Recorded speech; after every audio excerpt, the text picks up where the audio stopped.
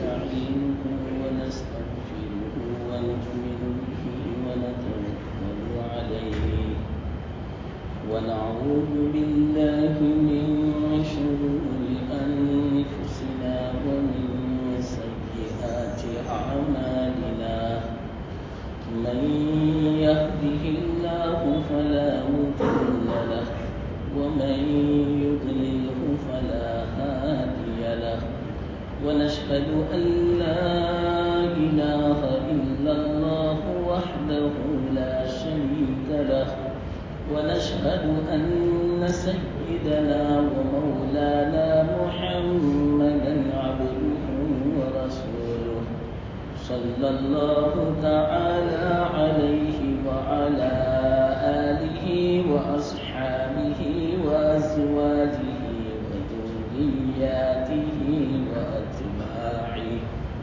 وبارك وسلم تسليما كثيرا أما بعد فأعوذ بالله من الشيطان الرجيم بسم الله الرحمن الرحيم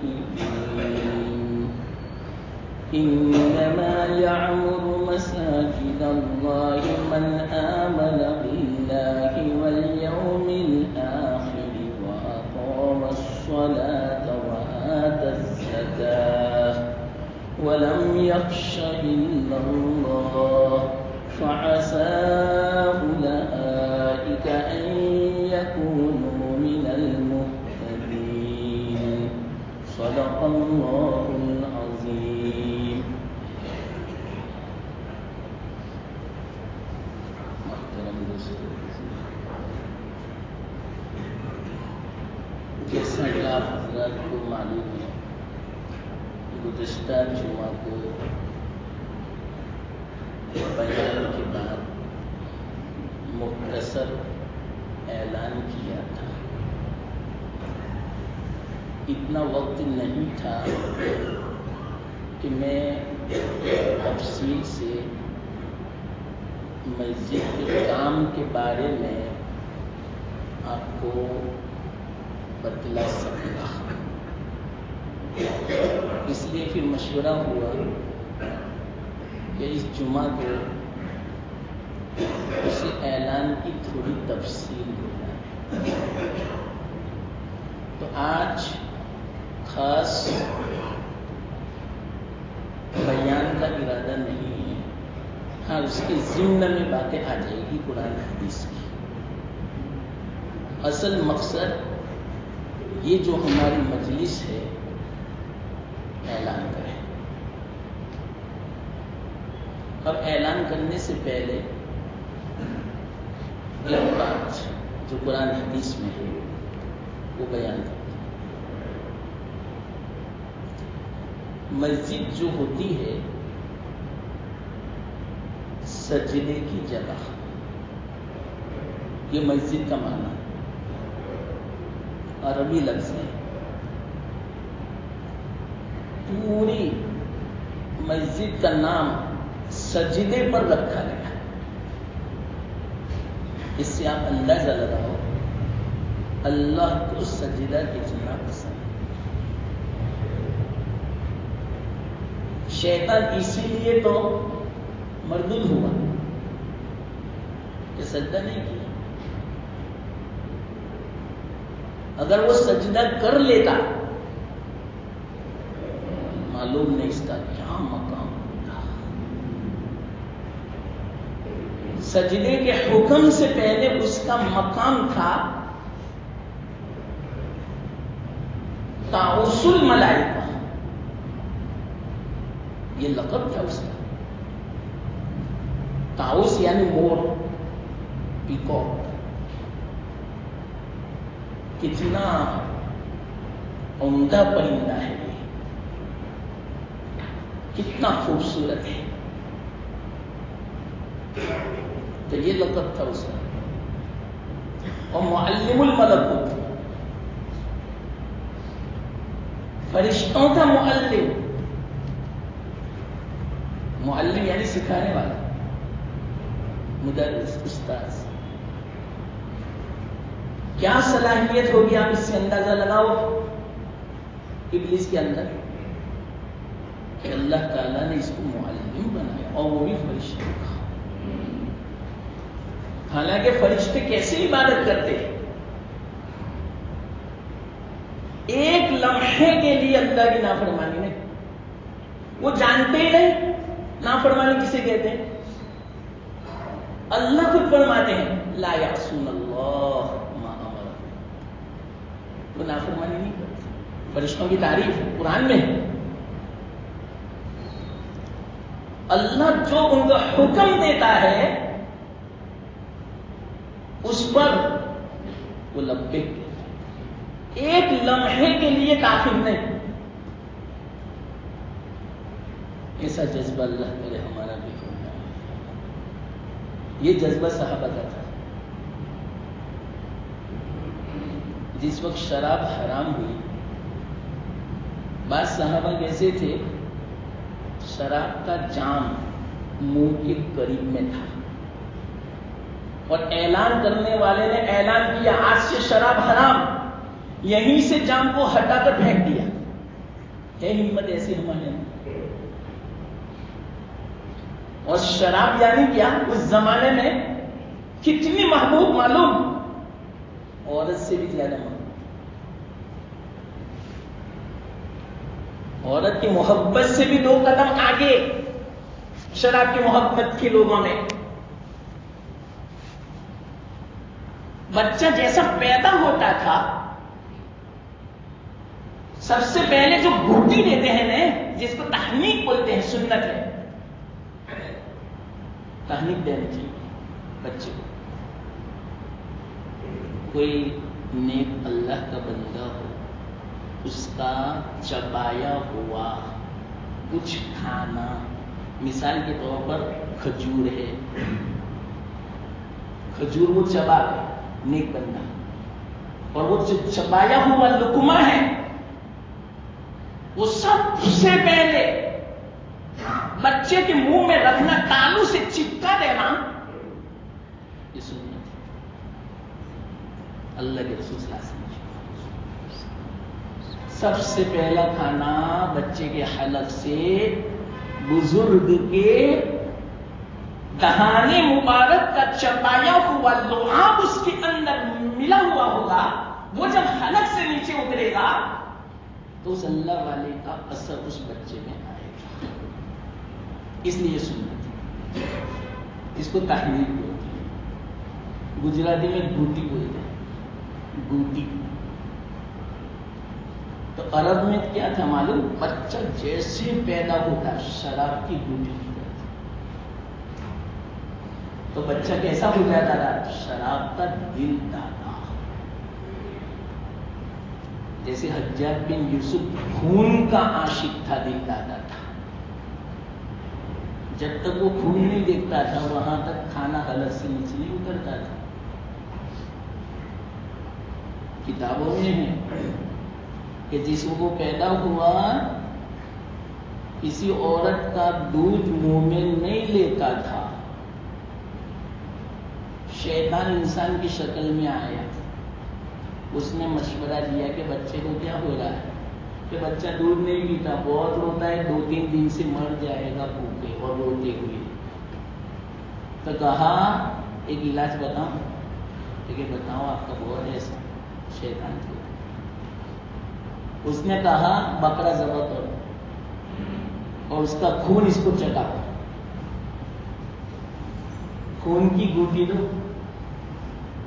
تو ایسا ہی کیا, بکرا ذبح کیا, خون چٹایا, چاٹنے لگا خون اور دودھ پیتا ہو گیا.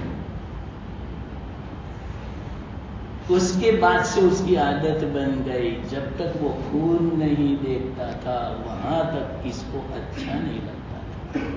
بعض مرتبہ کھانا بہترین ہوتا دسترخوان پر, دل نہیں چاہتا تھا کھانے کا. کسی ساتھی سے کہتے کہ دیکھو نے مکان کے باہر سے کوئی آدمی گزرتا ہے, دیکھو تو, کہ ہاں اس کو بلاؤ نے اندر, کوئی قصور نہیں, بلاتے اور یوں کہتے اس کو ذبح کرو میرے سامنے. ذبح کرتے، خون دیکھتا پھپھارے، وہ تڑپتا، وہ بیچارہ مقتول، اور حجاج خوش ہوتا اور کھانا کھاتا کہ اب اچھا لگا مجھے. یہ ہے گھوٹی. اس لیے گھوٹی اچھے لوگوں کی. 2 بچوں کو میں آپ سے کہتا ہوں، آپ تو کہیں گے ماں سب سے پہلے دودھ پلاتی ہے، تو ماں کی گھوٹی. اب ماں دیکھی جائے کہ وہ نماز کی پابند بھی ہے، تو اس کا دودھ جب سب سے پہلے جائے گا، پہلا جو اثر حلق سے نیچے اترتا ہے پوری زندگی باقی ہے. تو جو ماں نماز نہیں پڑھتی، اب آگے میں نہیں بولتا کہ اس کی کیا عادتیں ہیں، سب وہی سب سے پہلے دودھ پلائے گی تو بچے میں کیا اثر ہے. اس لیے ایک بات مشورتاً میں کہہ دیتا ہوں، جس کے گھر امید ہو اور ڈاکٹر نے کہا ہو کہ 2-3 دن بس انتظار کر لو ولادت ہوگی، تو اسی وقت سے تیار رکھنے کی کہانی. پیدائش کے بعد نہیں. ہو سکتا ہے کہ رات کو 2 بجے پیدائش ہو بچے کی، تو آپ رات کو 2 بجے کس عالم کو، کس بزرگ کو اٹھاؤ گے نیند میں سے؟ اب بچہ روتا ہے تو دودھ ہی پلانا پڑے گا. اس سے بہتر ہے کہ 2-3 دن پہلے تحنیک تیار رکھو، کھجور چبا کے تیار رکھو، فریج میں رکھ دو، اور جیسے ولادت ہو وہ لے جاؤ، بچے کو نہلا دو. نہلانے کے بعد دائیں کان میں اذان دو، بائیں کان میں اقامت کہو، اور ایک سورہ اخلاص بھی پڑھ کے دم کرو. پوری زندگی اس کی حفاظت ہو جائے گی. اور پھر بعد میں وہ چاٹو چٹاؤ، گوٹی دو، تحنیک دو، پھر بعد میں دیکھنا بچے پر کیا اثر ہوتا ہے.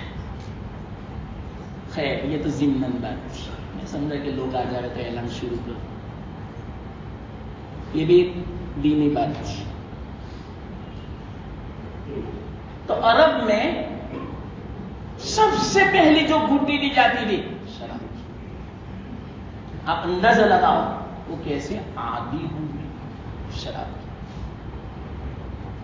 شراب کے بغیر کوئی کھانا، کوئی دعوت، کوئی محفل خوشی کی کامل نہیں سمجھی جاتی تھی، ادھوری اور ناقص. اور جتنی پرانی شراب اتنی زیادہ قیمتی، اور اس کی عزت اتنی زیادہ. جس کے گھر میں سب سے پرانی شراب ہوتی اس کا مقام اونچا، اس کا مرتبہ اونچا. وہ صحابہ جب اعلان ہوا نا شراب حرام، کسی کے منہ میں ایک گھونٹ پہنچ چکا تھا، حلق سے ابھی نیچے نہیں اترا تھا، اعلان سنا کلی کر دی. گھروں میں مٹکے تھے بڑے بڑے، کئی سالوں رکھے ہوئے، اعلان ہوا سارے مٹکوں کو گلیوں میں پھینک دیا. آتا ہے سیرت کی کتابوں میں، اس آیت کے ماتحت میں علماء مفسرین یہ فرماتے ہیں، اس دن جس دن شراب حرام ہوئی، مدینے کی گلیوں میں شراب اس طرح بہتی تھی جس طرح بارش کے زمانے میں پانی بہتا ہے. ایسا جذبہ. یہ بات کہاں سے چلی؟ فرشتوں سے. کہ فرشتوں میں جذبہ ہے اطاعت کا. اور فرشتے کی بات کہاں سے چلی؟ ابلیس سے. کہ ابلیس کو سجدے کا حکم دیا، سجدہ نہیں کیا، راندے باندھا ہو گئے قیامت تک، ہمیشہ کے لیے اللہ سے دور. لعنت اللہ، اللہ کی لعنت علیہ اس پر ہمیشہ برستی رہے گی. تو جس نے شیطان کو دوست بنا لیا اس پر بھی ہمیشہ لعنت. کون ہے شیطان کا دوست؟ جو نماز نہیں پڑھتا. سجدے سے بہت دشمنی ہے، سجدہ کہو یا نماز کہو. دیکھو مسجد یعنی سجدے کی جگہ، صرف سجدہ نہیں کیا جاتا، پوری نماز پڑھی جاتی ہے، لیکن سجدے سے نام رکھا گیا۔ اس کو علمی زبان میں کہتے تسمیت الکل باسم الجز، کہ ایک جز سے پوری مسجد کا نام۔ کیوں معلوم؟ ایسا کیوں کیا جاتا ہے؟ اس حکم میں جس سے مثال کے طور پر نام رکھا گیا، وہ حکم بڑا محتم بشان ہوتا ہے، اس لیے اس سے نام رکھا گیا۔ تو سجدہ نماز میں سب سے محتم بشان جز ہے، اور سجدہ صحیح معنوں میں ہوتا ہے، دیکھو میں لفظ بولتا ہوں صحیح معنوں میں، اللہ کے گھر میں جو خالص اللہ کے لیے وقف کر دیا گیا ہو، اس کو بولتے ہیں اللہ کا گھر۔ ورنہ گھروں میں بھی نماز تو ہوتی، گھر میں بھی اس نیت سے ایک کمرہ الگ کرنا چاہیے کہ یہاں عبادت ہوگی، یہ سنت ہے۔ جب مکان کا پلان بناؤ تو ایک کمرہ ایسا بھی رکھو کہ اس میں عبادت ہوگی، برکتیں ہوگی، فائدہ یہ کیوں؟ وہ عبادت کا کمرہ ہے، وہاں اللہ کی رحمت نازل ہوگی، اس کے دوپہر میں پورے مکان میں اللہ کی برکتیں اور رحمت نازل ہوگی۔ عورتوں سے بھی کہو اس کمرے میں نماز پڑھے، تلاوت اس کمرے میں جہاں بھی کرے، کوئی حرج کی بات نہیں، لیکن خاص کمرہ متعین کرو، سنت ہے۔ اگر کمرہ نہیں ہے کسی کے پاس، ایک جگہ متعین کر لیں، حدیث میں صحابہ جب کوئی مکان کا افتتاح فرماتے تو کیا فرماتے معلوم؟ اللہ کے رسول صلی اللہ علیہ وسلم کو بلاتے، یا رسول اللہ صلی اللہ علیہ وسلم، یہ میرا مکان ہے، 2 رکعت پڑھ دو یہاں، بس افتتاح ہو گئی، اوپننگ ہو گیا مکان کا، کچھ نہیں۔ آج کل جیسا شادی جیسا ہو جاتا ہے آج کل، کوئی حرج کی بات نہیں، دعوت کر سکتے ہیں، کھلا سکتے ہیں، لیکن اتنا اہتمام نہیں ہونا چاہیے، اتنا تکلف نہیں ہونا چاہیے، سادگی ہونی چاہیے زندگی میں۔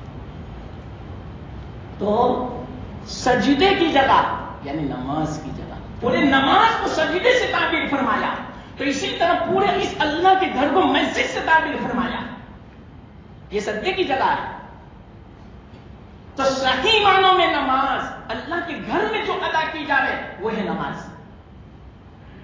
گھروں میں جو نماز ادا کی جاتی ہے وہ ادھوری نماز ہے۔ فقہا نے فرمایا فقہ کی کتابوں میں وہ ادائے قاصر ہے، یعنی ادھوری نماز، ادائے کامل مسجد میں ہوتی ہے۔ ہاں جو معذور ہو وہ مسئلہ الگ ہے، جنہوں نے عادت بنا لی گھروں میں نماز پڑھنے کی، دکانوں میں نماز پڑھنے کی، آفسوں میں نماز پڑھنے کی، اس پر بڑی خطرناک وعید ہے۔ اب ایسی نماز پڑھتے ہیں لیکن ادھوری نماز، اور وعید بڑی خطرناک۔ صحیح معنوں میں نماز اللہ کے گھر میں مسجد میں یہ کامل نماز۔ ہاں میں یہ کہہ رہا تھا کہ ابلیس نے سجدہ نہیں کیا، مردود ہو گیا، فرشتے کہتے ہی سیدھے سجدے میں گر پڑے، فسجدوا، سب، بلکہ دوسری جگہ ہے فسجد الملائکۃ کلھم اجمعون، 3 صفت بیان کی اللہ نے، کلھم اور اجمعون و ملائکہ، یعنی کیا ایک ساتھ میں سب سجدے میں گر گئے، کوئی آگے پیچھے بھی نہیں۔ یہ ہے صحیح معنی میں۔ اسی لیے امام صاحب جب رکوع میں جاوے اس کے بعد سب ایک ساتھ میں رکوع میں جاوے، امام صاحب سجدے میں جاوے سب ایک ساتھ سجدے میں جاوے، امام صاحب سجدے سے اپنا سر اٹھاوے اس کے بعد اٹھاوے، اس سے پہلے نہیں، ورنہ بڑی خطرناک وعید ہے۔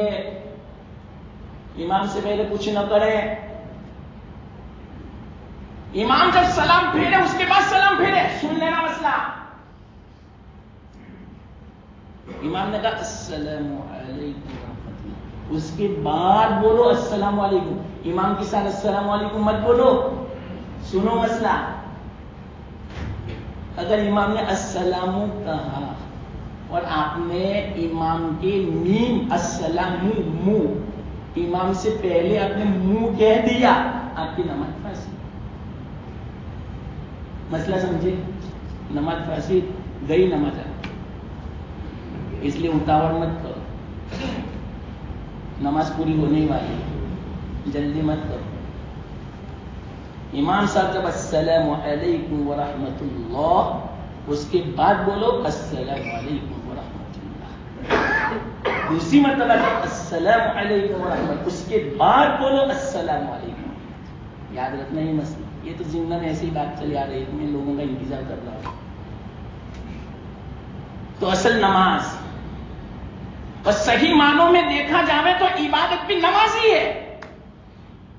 زکات عبادت ہے، حج عبادت ہے، روزہ عبادت ہے، لیکن اس میں عبادت کا صحیح معنوں میں جو معنی ہے نا، انتہائی ذلت کو اختیار کرنا انتہائی عظمت والی شان کے سامنے.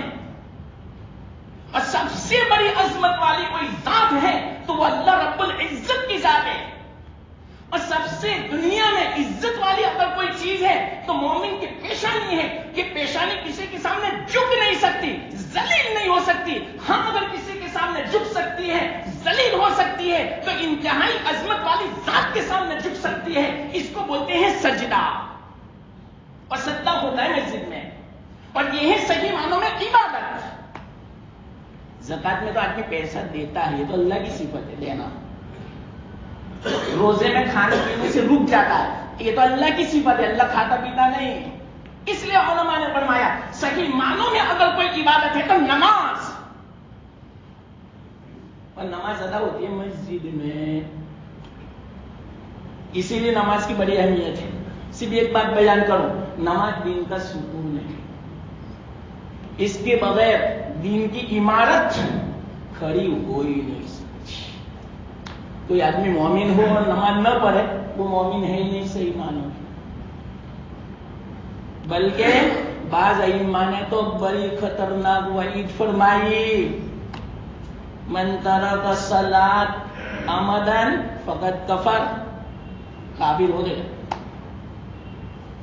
اتنے خطرناک وعیدیں ہیں، ابھی وقت نہیں ہے کہ میں آپ کو وعیدیں سناؤں نماز چھوڑنے کی. بہت خطرناک، زانی سے بھی بدتر، قاتل سے بھی بدتر. اور وہ بھی اپنے بچے کو کوئی اپنے ہاتھوں سے قتل کرے اور زنا کرے، اس سے بھی بدتر نماز چھوڑنے والا. حدیث میں حضرت موسیٰ علیہ السلام کو فرمایا اللہ نے. اس سے آپ اندازہ لگاؤ نماز کی اہمیت کا. اور نماز ادا ہوتی مسجد میں تو مسجد کی اہمیت کا اندازہ لگاؤ. مسجد کتنی اونچی چیز ہے، کتنا اونچا مقام. اللہ کے رسول صلی اللہ علیہ وسلم نے سب سے پہلے زندگی میں اگر فکر کی تو اللہ کی گھر مدینہ جب تشریف لے گئے تھے. اور واقعیتاً جس کے دل میں ایمان ہوتا ہے اللہ فرماتا ہے انما یعمر مساجد اللہ، آباد کرتا ہے اللہ کے گھروں کو وہ جو ایمان والا ہے. تو ہمارے صحیح معنوں میں مومن آدمی جہاں بھی دنیا میں گئے سب سے پہلے اپنے گھر سے پہلے اللہ کے گھر کی فکر کی. تو اللہ نے ان کے گھر کا بھی انتظام کر دیا. جس نے بھی اللہ کے گھر کی فکر کی اللہ نے اس کے گھر کی فکر کی. جس نے اللہ کے گھر کی جتنی ضروریات ہے اس کی ذمہ داری لی اور اس کے لیے کوشش کی تو اللہ تعالیٰ اس کی گھر کی جتنی ذمہ داریاں ہوتی ہیں، چاہے دنیا کی ہو، چاہے گھر کی ہو، چاہے اولاد کی ہو، چاہے مرنے کے وقت کی ہو، مرنے کے بعد کی ہو، آخرت کی ہو، اللہ تعالیٰ ساری ذمہ داری لے لیتا ہے. اتنی زبردست فضیلت ہے. اور ایک گناہ نہیں کئی گناہ دیتا ہے. اور اوپر سے معلوم اللہ کا گھر جو ہے نا پوری دنیا فنا ہو جاوے گی قیامت کے دن، لیکن جہاں جہاں اللہ کا گھر ہوگا مسجد ہوگی وہ فنا نہیں ہوگی. وہ جگہ یہ جگہ باقی رہے گی. اللہ نہ کرے، اللہ نہ کرے اگر یہاں کوئی نمازی باقی نہ بھی رہے پھر بھی یہ جگہ قیامت تک مسجد ہی سمجھی جائے گی، اللہ ہی کا گھر سمجھا جائے گا، ہم میں سے کسی کا نہیں.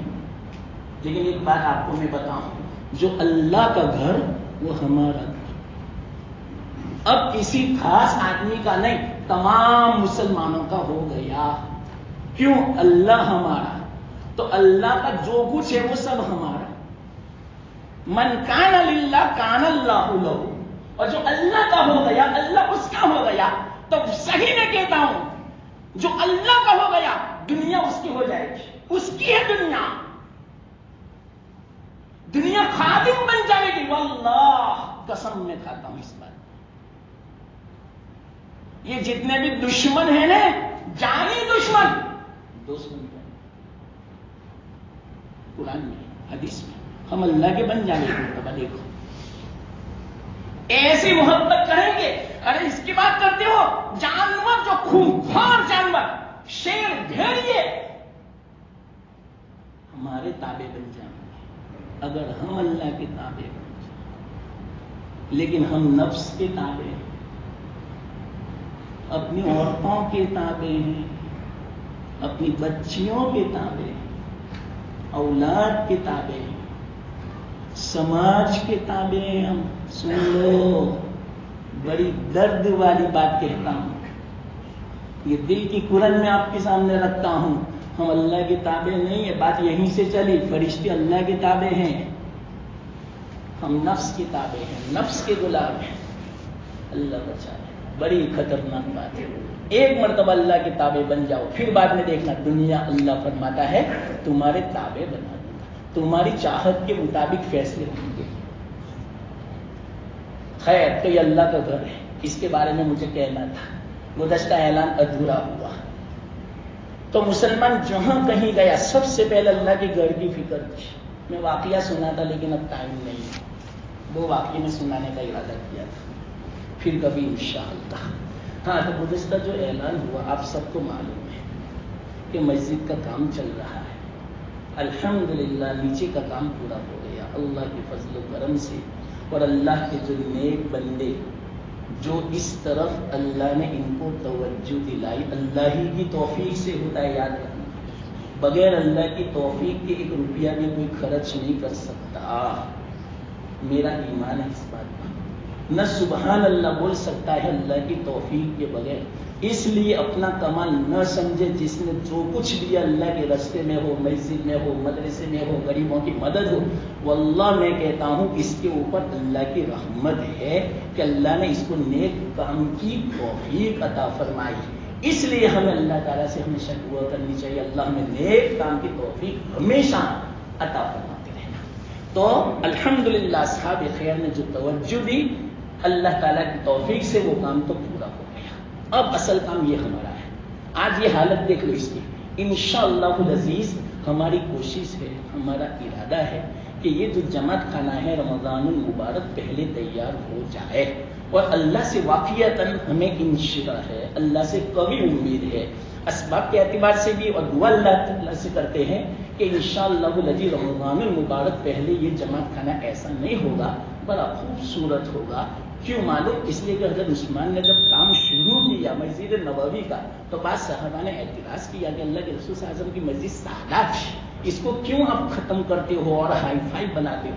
حضرت عثمان نے یہ جواب دیا تھا کہ ہمارے مکان دیکھو کتنے عالیشان ہیں، اور اللہ کے گھر میں آ رہے تو ایسا بوسیدہ، ایسا پرانا، تو ایک اللہ کے گھر کی عظمت دل میں پیدا نہیں ہوگی، بے ادبی جیسی ہوگی، توہین انسلٹ جیسے ہوگا، ایک پرانی قدیم سمجھے گا۔ میرا دل نہیں چاہتا کہ اللہ کے گھر کے بارے میں ایسا تصور آئے۔ آپ ہی بتاؤ، اکثر جن کو اللہ تعالیٰ نے مال دیا ہے، ان کو میں تو کہتا ہوں غریبوں کو نہیں، لیکن غریبوں کو بھی جن کو مال نہیں دیا، جو روزانہ کما لیتے ہیں 100-500 روپے، تو وہ بھی تو 10 روپے دے سکتا ہے اخلاص کے ساتھ۔ ہو سکتا ہے اس کے 10 روپے میں وہ طاقت ہوگی جو مالدار کے 10 لاکھ روپے کو انشاءاللہ کام میں لگا دے گا۔ صحیح مطلب یہ اسلام، وہ 10 لاکھ روپے ضائع نہیں ہوں گے، یہ 10 روپے اس کو دھکا دے گا۔ اس لیے کوئی غریب بھی 10 روپے دینے کو معمولی نہ سمجھے، 100 روپے دینے کو معمولی نہ سمجھے، اپنی یتھاشکتی، اپنی استطاعت کے مطابق جتنا ہو سکے واقعیتاً اللہ کے گھر میں خرچ کرو۔ یہ ایمان کی علامت ہے، اللہ فیصلہ کرتا ہے قرآن میں کہ جو اللہ کے گھر کو آباد کرتا ہے، اور آباد کرنا ظاہری اعتبار سے بھی ہوتا ہوتا ہے, باطنی اعتبار سے بھی ہوتا ہے, ذکر, تلاوت, نماز ہر اعتبار سے آباد کرنا ہوتا ہے. لیکن آپ ہی بتاؤ, جب ظاہری اعتبار سے آباد ہوگا جبھی تو یہ باطنی عمر آباد ہوں گے. تو یہ ظاہری مطلب کہ اس کو آباد کرنے کا ہم نے ارادہ کیا, اور آپ سب کو معلوم ہے نیچے اب کتنا سکون ہے, کتنی راحت ہے. جنہوں نے دیا انہوں نے کہا کہ ایسا بناؤ عالیشان کہ آتے مطلب کہ دل ہمارا خوش ہو جائے. واقعتاً ان کے جذبے کو میں اللہ کو کہتا ہوں, اللہ سے میں دعا کرتا ہوں ان کے جذبے کو تو قبول کرنا, ان کے جذبے کو داد دینی چاہیے کہ بہترین بنایا. ہم نے جو پلان پیش کیا اس کے لیے تیار ہو گئے. تو اس کے لیے بھی ہم نے جو پلان تیار کیا ہے, گزشتہ میں نے اعلان کیا تھا کہ 40 کے اوپر خرچہ ہے, ان میں سے 15-20 تو ہو گیا الحمدللہ. 30 کی ضرورت ہے. اب 30 بڑا آسان ہے, بڑا آسان ہے. ہم نے حساب لگایا, ہمارے ایک ساتھی نے بڑی اچھی بات بتائی, واقعی دل خوش ہو گیا.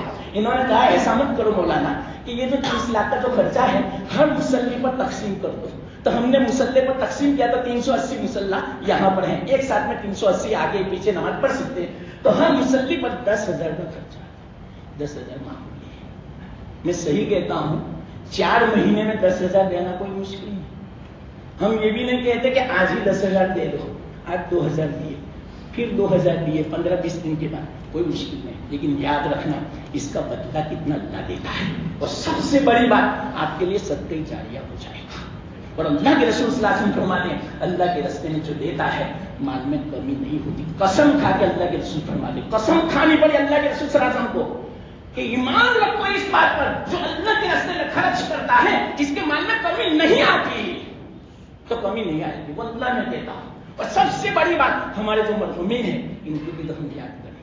انہوں نے کتنی محنت و مشقت کی ہمارے لیے, تو ان کو بھی ہم ثواب پائے. کتنا اچھا موقع ہے, آپ کہیں بھی لگا سکتے ہیں. لیکن یہاں فی الحال ضرورت ہے, اور یہاں کوئی ایسا محلہ کھلا نہیں ہے آباد لوگ کہ جس کی بنا پر وہ اپنے ذمے لے گئے. ہم سب دور دور سے آتے ہیں, تو ہمیں مطلب کہ اس کی ذمہ داری لینی پڑے گی. بڑا آسان سودا یہ بھی ہے.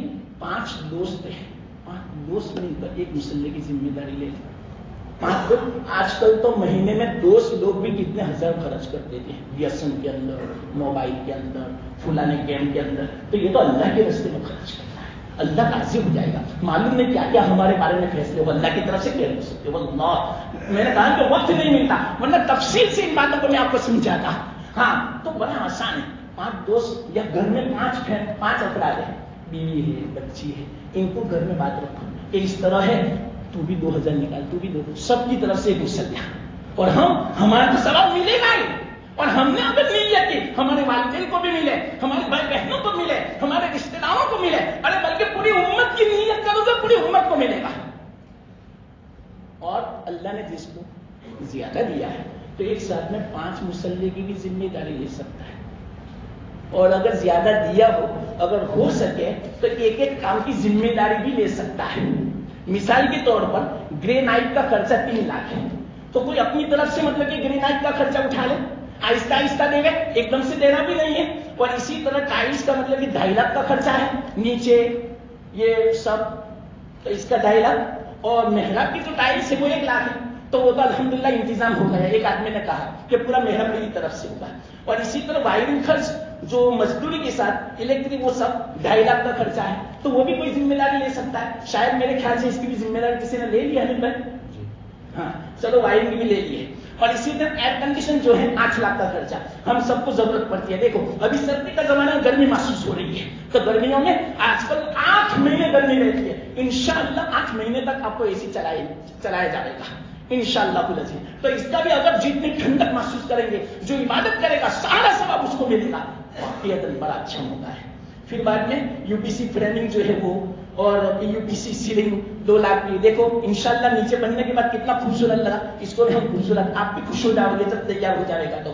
اور اسی طرح دروازے یہ بدلنا, یہ اوپر لے جانا ہے دروازے, یہ ضائع نہیں ہوں گے انشاءاللہ. تو اس کے لیے 3 لاکھ کا خرچہ ہے. نیچے جیسے دروازے رکھے نہیں, یہ دوسرے ہیں یو پی وی سی سلائڈر, یہاں پر وہ دروازے آئیں گے. اور اسی طرح کلر, سامان, مزدوری, یہ سب 2 لاکھ کا خرچہ ہے. اور اسی ٹائلس, مزدوری, یہ سب 4 لاکھ کا خرچہ ہے. سیمنٹ, ٹائلس, کیمیکل, یہ وہ سب 2.5 لاکھ کا خرچہ ہے. اور ریتی 50,000. تو ان میں سے بھی کوئی ایک ذمہ داری لے سکتا ہے. پھر ریتی میری طرف سے جی, وہ اچھا لفٹ ہاں لفٹ کا خرچہ دیکھو، بعد جتنے بھی ذمہ دار ہیں بیچارے عمر والے، وہ کہتے ہیں کہ ہم آپ کی مسجد میں نہیں آ سکتے کیوں، ہمیں گھٹنوں میں تکلیف، چڑھا نہیں جاتا، تو بیچارے ذمہ دار حضرت کتنے نہیں آتے، کتنے معذور ہو گئے وہ نہیں آ سکتے، اور واقعات جب یہ لفٹ بن جائے گا، بعضوں نے سنا تو اتنی مطلب کہ دعائیں بھی اتنے خوش ہو گئے کہ بڑا اچھا آپ کام کر رہے ہیں، انشاءاللہ ادھر کی مسجد آباد ہو جائے گی۔ آپ کو معلوم ہے کہ تبلیغی جماعت کے اعتبار سے، آمد و رفت کے اعتبار سے یہ دوسرا مرکز ہے، مرکز کے بعد یہ دوسرا، اکثر یہاں جماعتیں آتی ہے جاتی ہے، یہاں ٹھہرتی ہے، کتنے معذور ہو جائے بیچارے چھوڑ نہیں سکتے، تو ان کے لیے ساری ضرورت ہے، تو یہ بھی انشاءاللہ بڑا مطلب کہ فائدہ ہو، بڑا ثواب ملے گا، تو اس کے لیے بھی مطلب کہ 12-13 لاکھ کا خرچہ ہے، تو یہ کل ملا کر خرچہ ان میں سے 15-20 تو ہو چکا ہے، صرف 30 کی ضرورت ہے، اور اس کی میں نے آسان صورت آپ کو بتا دی ہے،